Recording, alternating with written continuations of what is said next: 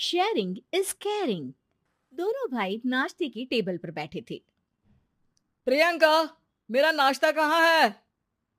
भाभी, मुझे भी ऑफिस के लिए लेट हो रहा है। इस पर प्रियंका किचन में से दोनों के नाश्ते की प्लेट्स लेकर बाहर आती है। लो भाई, आप दोनों का नाश्ता। किसी को भी 1 मिनट का सब्र नहीं है। ये प्रियंका का ससुराल है, जहाँ कोई औरत ना होने की वजह से शादी वाले दिन से ही घर के साथ दोनों भाइयों की जिम्मेदारियां प्रियंका संभाल लेती है। दोनों भाई शांति से नाश्ता कर रहे होते हैं कि अंकुश अपने भाई की प्लेट से पराठे का एक टुकड़ा उठा लेता है। आपको पता है ना, मैं खाना शेयर नहीं करता, फिर भी मेरी प्लेट में से खाना जरूरी है क्या? अरे हद हो गई है, मुझे नहीं खाना अब। अंकुर गुस्से में नाश्ता छोड़कर टेबल से उठ खड़ा होता है। अरे, ये कैसा बिहेवियर है अंकुर? एक टुकड़ा ही तो है। एक हो या आधा, मुझे भूख लगी है तो ये सिर्फ मेरा ही है। उसे भी किसी के साथ शेयर करने बैठा तो भूखा नहीं रह जाऊंगा। अरे बाबा ठीक है, अब इस पर भी लड़ाई। दूसरा बना देती हूँ, पर प्लीज ऐसे खाना बीच में छोड़कर मत जाओ। इससे अन्न का अपमान होता है।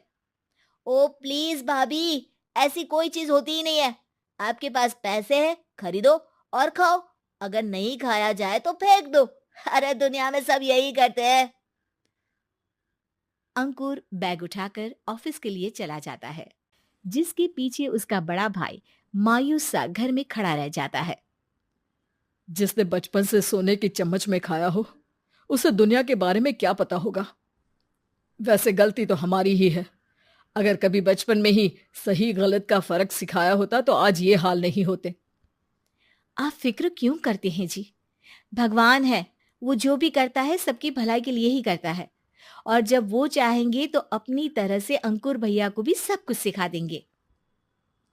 पत्नी की बात पर विश्वास कर अंकुश भी ऑफिस चला जाता है। सुबह से दोपहर होती है और अंकुर लंच करने ऑफिस के पास वाले रेस्टोरेंट में पहुंचता है, जहां वो एक साथ बहुत सारा खाना ऑर्डर कर देता है। सर, क्या कोई आपको ज्वाइन करने वाला है? नहीं तो क्यों? अब कुछ नहीं सर, ऐसे ही। वेटर चला जाता है और कुछ देर में अंकुर का ऑर्डर लेकर वापस आता है, जिस पर अंकुर सब डिशेस में से थोड़ा थोड़ा खाकर बाकी ऐसे ही छोड़कर बिल देकर चला जाता है। वाह भगवान, तेरी माया। कहीं कोई एक एक टुकड़े के लिए तरसता रहता है और ये 5 लोगों का खाना ऑर्डर करके एक का भी पूरा नहीं खाते। पैसे वालों की माया। वेटर टेबल साफ कर बचा हुआ सारा खाना लेकर रेस्टोरेंट के पीछे घूम रहे बच्चों के पास पहुंच जाता है, जिसे देख बच्चों के चेहरे खिल उठते हैं। वाह, आज इतना सारा खाना आया। थैंक यू भैया। भगवान आपको खाने की फैक्ट्री बना दे। अगर ये फैक्ट्री मेरी होती तो तुम लोगों को कभी किसी का झूठा बचा हुआ खाना नहीं खाना पड़ता। चलो तुम लोग खाओ, पर ध्यान रखो किसी को पता ना चले, नहीं तो मेरी नौकरी चली जाएगी। इसी के साथ दिन बीतता है और रात को दोनों भाई एक साथ घर पहुंचते हैं। कुछ देर में सब डिनर करने बैठते हैं, जहां अंकुश अंकुर को समझाने की कोशिश करता है। अंकुर, अगर हमें लाइफ में सब कुछ मिला है, इसका ये मतलब नहीं कि तुम उसका गलत फायदा उठाओ, बल्कि तुम्हें उसकी मदद से दूसरों को भी मदद करनी चाहिए। भैया, जिनके पास नहीं है उनकी वजह मैं तो नहीं ना। और ऐसे बहुत लोग हैं जिनके पास सब कुछ है। इसलिए अगर मैं एक इंसान कुछ नहीं करूंगा तो कोई फर्क नहीं पड़ने वाला। तुम्हारे भैया बस एक चीज समझाना चाहते हैं कि जिस चीज की हमारे पास कमी नहीं है, उसे बर्बाद करने से अच्छा है कि लोगों के साथ शेयर करें। इससे हम सिर्फ सामान नहीं, खुशियां भी बांटते हैं, और इसमें तुम्हारा ज्यादा कुछ तो जाएगा नहीं।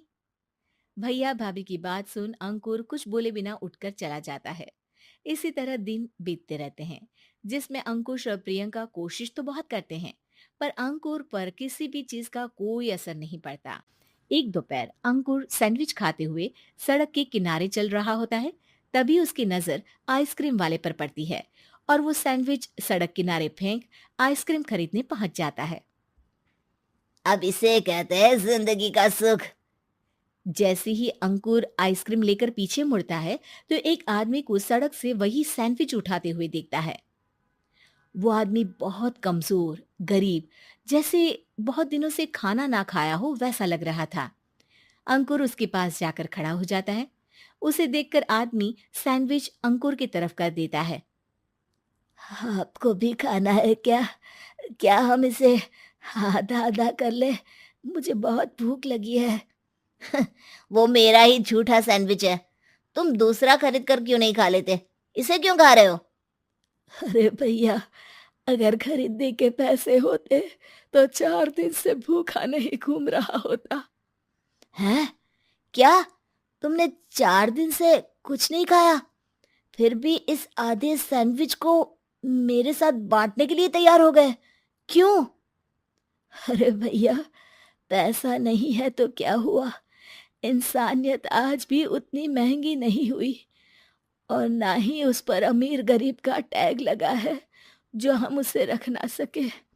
पर अफसोस, आजकल लोगों के अंदर पोषण, खून या विटामिन से ज्यादा इंसानियत की कमी होने लगी है।